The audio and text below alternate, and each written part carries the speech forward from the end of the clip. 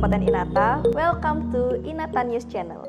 Bersama saya Danika Esa dalam segmen Inata Podcast. Pada podcast kali ini kita akan bahas topik yang sangat menarik mengenai akuntansi syariah.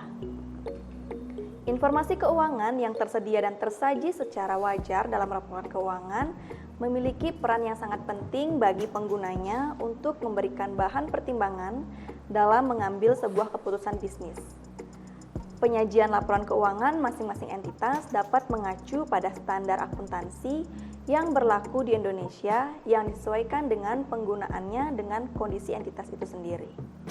Begitu pula pada entitas yang berbasis syariah. Mereka dapat mengacu standar akuntansi keuangan yang khusus untuk mengatur transaksi-transaksi. Begitu pula pada entitas yang berbasis syariah, mereka dapat mengacu standar akuntansi keuangan yang khusus mengatur transaksi-transaksi syariah sehingga penyajian laporan keuangan entitas dan informasi keuangan yang tersaji tersebut sesuai dengan prinsip-prinsip syariah. Kemudian, apakah laporan keuangan yang disajikan entitas berbasis syariah sama atau berbeda dibandingkan dengan entitas yang non-syariah?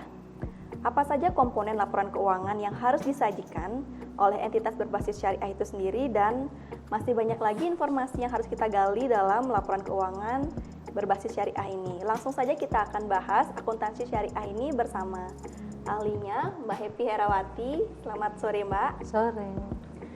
Bagaimana kabarnya Mbak Happy? Sehat? Alhamdulillah sehat Mbak Esa. Alhamdulillah Mbak ya. Ya. Kita akan bahas langsung nih Mbak Happy, kita akan bahas tentang akuntansi syariah. Oke Mbak Esa. Menurut Mbak Happy, apa sih tujuan disajikannya laporan keuangan syariah? Oke, tujuan dari laporan keuangan itu adalah memberikan informasi yang berkaitan dengan posisi keuangan, kinerja keuangan, dan arus kas entitas baik konvensional maupun syariah yang digunakan para pengguna dalam membuat sebuah keputusan bisnis dan investasi. Nah, baik Mbak Happy. Kemudian apa sih yang menjadi dasar penyusunan dari laporan keuangan syariah ini? Oke, kalau dasar dari penyusunannya itu sendiri adalah laporan keuangan yang disusun itu harus atas dasar akrual. Jadi memberikan informasi kepada pengguna tidak saja berkaitan dengan transaksi masa lalu, tapi juga masa depan dan sumber daya terkait yang diterima di masa depan. Lalu kemudian dasar penyusunan kedua itu adalah entitas syariah menyusun laporan keuangan didasarkan pada asumsi kelangsungan usaha untuk masa depan. Oke, baik Mbak Happy. Nah, kira-kira karakteristik dari laporan keuangan berbasis syariah itu seperti apa Mbak Happy? Oke, berbicara karakteristik dari laporan keuangan syariah ini, maka kita harus berbicara mengenai karakteristik kualitatif laporan keuangan yang udah kita kenal selama ini ya. Intinya adalah yang pertama itu harus dapat dipahami. Kemudian yang kedua adalah laporan keuangan harus relevan, terus juga harus ada yang namanya keandalan. Kemudian dapat dibandingkan Mbak Esa.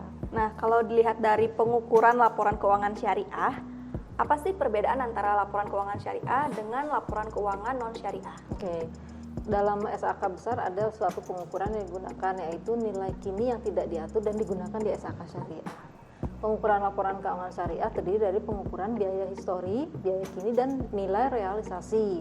Kemudian pengukuran yang sering digunakan dalam laporan keuangan syariah itu adalah biaya historis dan biasanya digabungkan dengan pengukuran lainnya yang relevan. Nah, baik Mbak Happy. Kemudian dalam laporan keuangan syariah, kira-kira informasi yang tersaji di dalam laporan keuangan sendiri tersebut seperti apa Mbak Happy? Nah, kalau untuk dalam laporan keuangan syariah sendiri, itu adalah menyajikan sejumlah informasi terkait entitas syariah, yaitu aset, terus kemudian ada liabilitas, ada dana sirkah temporer, kemudian ekuitas, pendapatan, dan beban, termasuk keuntungan dan kerugian. Kontribusi dari dan distribusi kepada pemilik dalam kapasitasnya sebagai pemilik, arus kas, dana zakat, dan dana kebajikan. Lalu informasi-informasi ini masing-masing akan disajikan dalam laporan keuangan entitas syariah.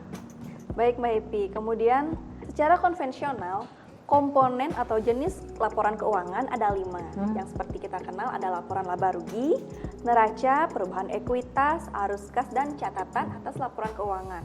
Lalu bagaimana, apa sih bedanya dengan laporan keuangan di berbasis syariah? Oke. Betul sekali Mbak Esa, kalau di konvensional itu kan memang kita mengenal adanya 5 komponen, 5 ya. komponen, iya. Nah, kalau secara syariah ini ada beberapa komponen atau jenis laporan keuangan yang menjadi ciri khas dari entitas syariahnya itu sendiri. Seperti apa tuh Mbak Epi? Nah, yang pertama sih sebetulnya yang 5 poin itu masih ada ya. Kalau di konven kan yang tadi Mbak Esa sebutkan. Nah, kalau di laporan keuangan syariah itu ada tambahan, yaitu laporan sumber daya dan penyaluran dana zakat, kemudian ada laporan sumber dan penggunaan dana kebajikan, lalu juga ada catatan atas laporan keuangan, kemudian juga ada informasi komparatif mengenai periode sebelumnya untuk seluruh jumlah yang dilaporkan untuk periode berjalan, lalu laporan posisi keuangan pada awal periode terdekat yang sebelumnya disajikan ketika entitas syariah membuat penyajian kembali pos laporan keuangan. Komponen tersebut yang tadi saya bilang Mbak Esa dikelompokkan menjadi beberapa unsur ya, yaitu meliputi komponen laporan keuangan terkait kegiatan komersial, terdiri dari laporan posisi keuangan, laba rugi dan penghasilan komprehensif lain, arus kas dan perubahan ekuitas. Kemudian ada yang namanya komponen laporan keuangan terkait kegiatan sosial, terdiri dari laporan sumber dan penyaluran dana zakat dan laporan sumber dan penggunaan dana kebajikan. Kemudian ada komponen laporan keuangan lainnya yang berkaitan dengan aktivitas khusus entitas syariah itu sendiri. Baik, dari komponen laporan keuangan yang sudah Mbak Epi sampaikan tadi, apakah semua komponen tersebut harus disajikan dalam pelaporan laporan keuangan syariah? Oke. Dalam SAK syariah, entitas syariah itu minimal menyajikan semua komponen laporan keuangan yang tadi saya jelaskan ya. Nah, tambahannya adalah misalkan apabila entitas syariah itu merupakan lembaga keuangan, ada komponen tambahan. Contohnya misalkan laporan rekonsiliasi pendapatan dan bagi hasil.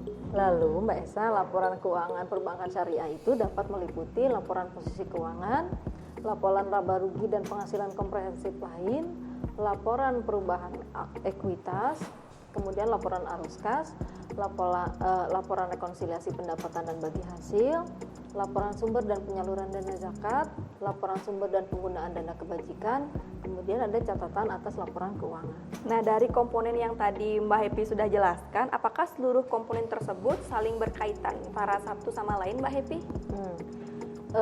Ya memang sih untuk laporan tersebut itu saling berkaitan, walaupun setiap laporan keuangan menyajikan informasi yang berbeda ya Mbak Esa. Tapi pada hakikatnya semua berkaitan satu sama lainnya. Tidak ada hanya memenuhi kebutuhan informasi untuk pengguna tertentu, semuanya sama dan disajikan secara lengkap dan wajar. Baik Mbak Happy. Nah, siapa sih yang bertanggung jawab atas penyajian laporan keuangan entitas yang berbasis syariah ini, Mbak Happy? Yang bertanggung jawab atas penyajian laporan keuangan entitas syariah ini adalah manajemen.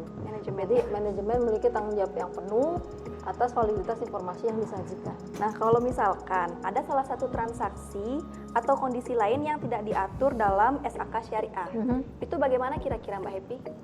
Kalau misalkan hal ini terjadi di lapangan, itu SAK syariah sudah mengatur bahwa dalam hal tidak adanya PSAK syariah yang mengatur mengenai transaksi tersebut, itu disarankan mengacu pada SAK umum. SAK besar ya? Betul, SAK besar sepanjang memang tidak bertentangan dengan prinsip syariahnya. Baik Mbak Happy, silakan berikan closing statement-nya untuk topik kita kali ini, yaitu akuntansi syariah. Oke, SAK syariah ini menarik untuk dibahas ya Mbak Esa, dan dipelajari secara mendalam mengingat geliat industri syariah di Indonesia ini kan semakin berkembang. Baik. Nah, SAK syariah intinya adalah memberikan pedoman kepada entitas syariah untuk menyajikan informasi secara wajar dan berprinsip kepada syariah, yang akan digunakan untuk mempertanggungjawabkan segala aktivitas bisnis yang pada akhirnya digunakan untuk membuat suatu keputusan bisnis dan investasi. Kemudian memang ada peluang juga sih ya, peluang untuk menjajaki entitas syariah ini mungkin masih sangat terbuka ya Mbak Esa, sehingga para calon akuntan dan praktisi tentu memiliki keinginan untuk mempelajari hal itu. Baik Mbak Epi, terima kasih atas sharing ilmunya tentang akuntansi syariah. Semoga sahabat kompeten Inata ini semakin tahu ya, semakin menambah wawasan tentang akuntansi syariah, terutama tentang SAK syariah yang sudah tadi kita bahas ya Mbak Epi ya. Baik, sekian episode kali ini. Kita akan ketemu di bincang-bincang berikutnya dengan narasumber yang sangat kompeten dan tentunya sangat menarik. Saya Danika Esa pamit undur diri. Jangan lupa like, komen, dan subscribe, dan tentunya share video ini ke seluruh sosial media yang kalian punya. Sampai jumpa.